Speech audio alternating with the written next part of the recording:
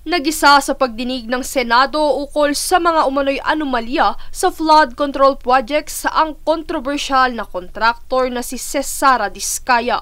Sa pag-usig sa Senado nitong Lunes, kaniyang kinumpirma ang pagkakaroon ng 28 luxury cars at mariing pinabulaanan na galing ito sa buwis ng taong bayan. Dahil dito, kabilang sa mga tinanong ng mga senador ay kung kailan sila nag-engage sa mga flood control project ng Department of Public Works and Highways o DPWH.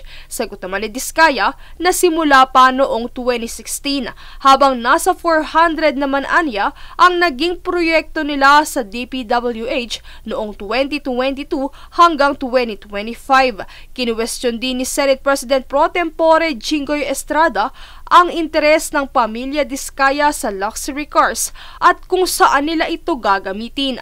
Duda rin ng senador kung paanong na-afford ng mga ito ang lahat ng kanilang mga mamahaling kotse nang walang pandaraya sa mga kontrata sa flood control projects. Depensa ni Diskaya na ito ay galing sa kanilang kita. Bunsod na rin anya ng matagal na sila anyang nagtatrabaho bilang isang construction company. Sa panig naman ni Senate Deputy Minority Floor Leader Risa Hontiveros, kaniyang kinumpirma kay Diskaya kung ilan ang tunay na bilang ng kanilang sasakyan, batay na rin sa bilang na kaniyang ipinahayag sa isang vlog ng isang journalist sa social media.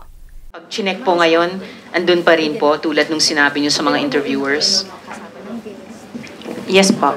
And sabi niyo po kasi sa kanila nung interview, 40, ngayon 28. Ilan ba talaga ang sasakyan niyo? Kasi kasama pa yung mga service cars ng mga employees ko that is owned by the companies. So ilan po yung mga sasakyan na sa inyo at inyong pamilya? 28. 28. Oh, napakarami pa rin po.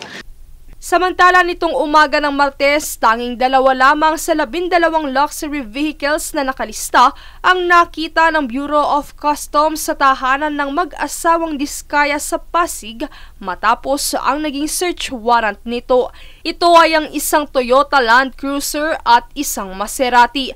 Binigyan naman ng customs ng hanggang bukas na palugit ang pamilya Diskaya upang isurrender ang kanilang luxury vehicles. Sa kabilang banda, habang hindi pa kasado ang composite team sa planong pagbuo ng Independent Commission ng Palasyo na sisiyasat sa issue, nagsimula na sa Kamara ngayong Martes ang unang pagdinig nito para sa flood control projects.